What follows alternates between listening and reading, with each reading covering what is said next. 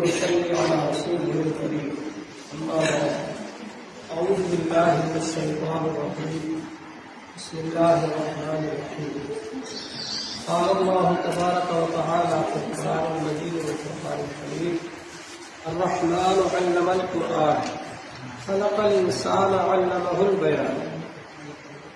اساتذہ کرام اور عزیز طلبہ، اللہ جل شانہ کا بہت بڑا احسان ہے اور اس کا کرم ہے کہ اس نے ہمیں اور آپ کو یہاں پر جمع فرمایا. جس طرح سے یہاں پر قرآن پاک کی تعلیم دی جاتی ہے، اسی طرح بیان بھی سکھایا جاتا ہے. سورہ رحمان جو سورت ہے کہ اللہ جل شانہ نے اس کے اندر اپنی بہت ساری نعمتوں کا ذکر فرمایا، اور ایک ایک نعمت کو ذکر کرنے کے بعد یہ فرمایا: فَبِأَيِّ آلَاءِ رَبِّكُمَا تُكَذِّبَانِ. تم اپنے رب کی کون کون سی نعمتوں کو جھٹلاؤ؟ یہ نعمت بھی اللہ نے دی، یہ نعمت بھی اللہ نے دی، یہ نعمت بھی اللہ نے دی. تم اپنے رب کی کون کون سی نعمتوں کو جھٹلاؤ؟ اللہ جل شانہ نے سورہ رحمان کے اندر بہت ساری نعمتوں کا تذکرہ فرمایا. اور سورہ رحمان کو قرآن کی دلہن کہا جاتا ہے. اور سورہ رحمان وہ سورت ہے کہ جب جنتی جنت میں پہنچ جائیں گے تو اللہ جل شانہ خود پڑھ کر سنائیں گے سورہ رحمان. اتنا مزہ ہے. تو سورہ رحمان کے شروع میں ساری نعمتوں سے پہلے سب سے پہلے اللہ تعالیٰ نے کیا فرمایا؟ الرحمن علم القرآن. رحمان وہ ہے جس نے قرآن کی تعلیم دی. خلق الانسان علمہ البیان. انسان کو بنایا، انسان کو پیدا فرمایا اور اس کو بیان سکھایا. حالانکہ پیدائش پہلے ہوتی ہے، پھر قرآن پاک کی تعلیم ہوتی ہے، لیکن کیونکہ اصل مقصد پیدائش کا یہ ہے کہ انسان قرآن پڑھے، اس لیے اللہ تعالی نے الرحمن کہنے کے بعد علم القرآن. الرحمن علم القرآن. رحمان وہ ہے جس نے قرآن سکھایا. اور یہ بھی معلوم ہوا کہ اللہ تعالی نے اپنی صفت رحمت سے، اپنی شان رحمت سے آپ کے لیے قرآن پاک عطا فرمایا. اللہ تعالی نے آپ پر مہربانی کرتے ہوئے، رحمت کرتے ہوئے آپ کو قرآن پاک عطا فرمایا. اور انسان کو بنایا اللہ تعالی نے اور اس کو بولنا سکھایا.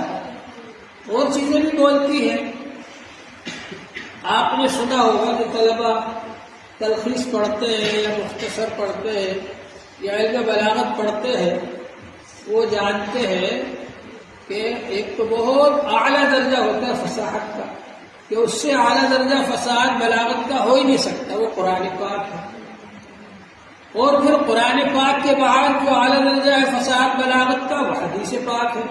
حضور پاک صلی اللہ علیہ وآلہ وسلم نے ارشاد فرمایا احادیث. اور حضور پاک صلی اللہ علیہ وآلہ وسلم کی احادیث کے بعد بہت سارے فصحاء اور بلغاء ہوئے جنہوں نے تقریریں فرمائی، خطابت کی اور بیانات کیے، اور فصیح بلیغ انداز میں انہوں نے بیانات کیے. وہ سب چیزیں بھی موجود ہیں. اور ادنا درجہ فصاحت کا یہ ہوتا ہے، مختصر میں لکھا ہوا ہے کہ اگر اس سے بھی نیچے اتار دیا جائے کلام کو تو وہ حیوانات کے ساتھ مل جائے، حیوانات کی آواز کے ساتھ مل جائے. اگر اس سے بھی نیچے آپ کلام کو اتار دیں تو وہ کلام حیوانات کی آواز سے مل جائے. تو اس لیے فصاحت اور بلاغت کے ساتھ میں تقریر کا سیکھنا یہ ہم سب کے لیے ضروری ہے. اور یہ جو ادنا درجہ فصاحت کا بتایا گیا، اس کی مثال میں دیا کرتا ہوں. ایک تو یہ کہ کوئی آیا تو ہم نے اس سے کہا تشریف لائیے. ایک یہ کہ ہم نے کہا آئیے. ایک یہ کہ ہم نے کہا آ اور یہ جو کہا بعد میں جانوروں سے آواز ملی. تو اتنا ادنا درجہ یہ فصاحت سے بہت نیچے اتر جاتا ہے. تو تقریر جو سکھائی جاتی ہے وہ اس لیے کہ آدمی اچھے سے اچھے انداز میں اپنی بات کو کہہ سکے، معافی ضمیر کو ادا کر سکے. جو بات اس کے دل میں آ رہی ہے اس کو بیان کر سکے، اور پھر اس کو جو انہوں نے بیان کیا ہے وہ دوسروں کے دلوں میں اس کی تاثیر ہو، اس کا اثر ہو، اور دوسرے لوگ اس کو مانیں اور اس پر عمل کریں۔ تو عام باتوں کے لیے بھی ضروری ہے کہ بولنا سیکھیں، اپنی عام باتیں لوگوں تک پہنچانے کے لیے۔ ایک آدمی جو بولنا نہیں جانتا یا جاہل ہے یا گاؤں کا ہے، وہ کسی بات کو اپنے اچھے انداز میں نہیں کہہ سکتا۔ اس کے مقابلے میں جو آدمی سمجھتا ہے، علم رکھتا ہے، اور پھر اس کے بعد میں بولتا ہے تو وہ اچھے انداز میں بول سکتا ہے۔ اور پھر تقریر کا درجہ تو اس سے بڑھ کر ہے۔ جب آدمی تقریر کرے تو ایسے انداز میں تقریر کرے کہ سامنے والا اس کی بات کو مان لے اور سمجھ لے۔ ہمارے اکابر تھے، مخالف لوگوں کے جلسے میں جاتے تھے، اور وہ لوگ جو اسلام پر اعتراضات کر رہے ہیں ان کے اعتراضات کا جواب دیتے تھے انہی کے جلسے میں جا کر، اور ایسے مضبوط دلائل کے ساتھ جواب دیتے تھے کہ وہ لوگ ان کی بات ماننے پر مجبور ہوتے تھے۔ ایسے ایسے ہمارے اکابر گزرے، تو ظاہر بات ہے کہ انہوں نے مدرسے بھی پڑھا تھا، مدرسے میں رہ کر ہی تیاری کی، مدرسے میں رہ کر ہی انہوں نے بولنا سیکھا، تقریر کرنا سیکھا، اور اس کے بعد پھر اللہ تعالیٰ نے اسے دین کا کام لیا۔ ہم لوگ جو یہ پڑھ رہے ہیں، پڑھا رہے ہیں، بولنا سیکھ رہے ہیں، تقریر کرنا سیکھ رہے ہیں، ہمارا مقصد یہ ہونا چاہیے کہ ہم دین کی تبلیغ کے لیے، دین کو پھیلانے کے لیے، دین کو دوسروں تک پہنچانے کے لیے ہم سیکھ رہے ہیں۔ اس لیے کہ اگر کوئی آدمی آپ کے خلاف بولے یا دین کے خلاف بولے، تو اگر آپ کے اندر بولنے کا ملکہ ہے، اگر آپ کے اندر تقریر کرنے کی صلاحیت ہے، تو آپ کھڑے ہو کر اس کو جواب دے سکتے ہیں، اور اس کی بات کا جواب دے کر اپنی بات کی دلیل پیش کر سکتے ہیں، اور اپنی بات اس سے منوا سکتے ہیں۔ اور اگر آپ کے اندر تقریر صلاحیت نہیں ہے تو سامنے والا آدمی جو آپ کے خلاف تقریر کر رہا ہے یا آپ کے دین کے خلاف تقریر کر رہا ہے، آپ کو اس کی بات ماننا پڑے گی، سننا پڑے گی، خاموش رہنا پڑے گا۔ تو یہ جو آپ کا جلسہ ہے ہفتے واری، یہ بہت قیمتی جلسہ ہے، اور یہ اس لیے ہے کہ آپ حضرات تیاری کر کے آئے۔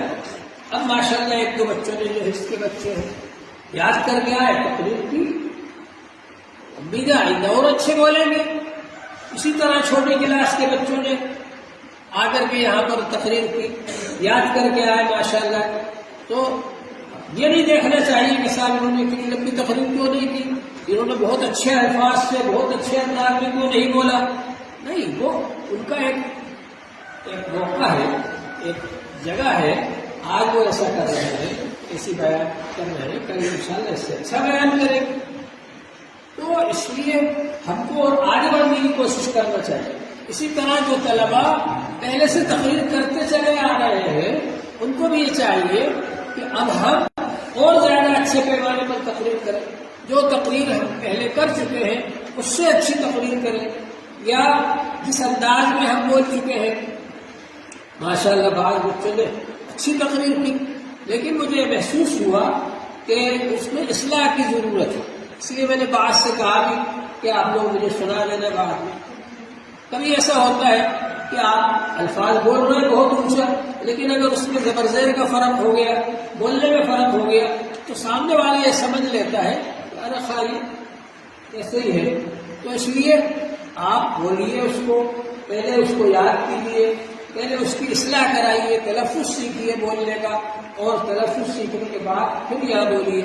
تو یہ ہمارا ایک اصلاحی جلسہ ہے، یہاں کوئی سیکھے سکھائے لوگ نہیں آ رہے، آپ حضرات کو سکھا رہے ہیں، آپ کا ہی جلسہ ہے، آپ کا اپنا پروگرام ہے، تو یہ کوئی ایسی بات نہیں ہے۔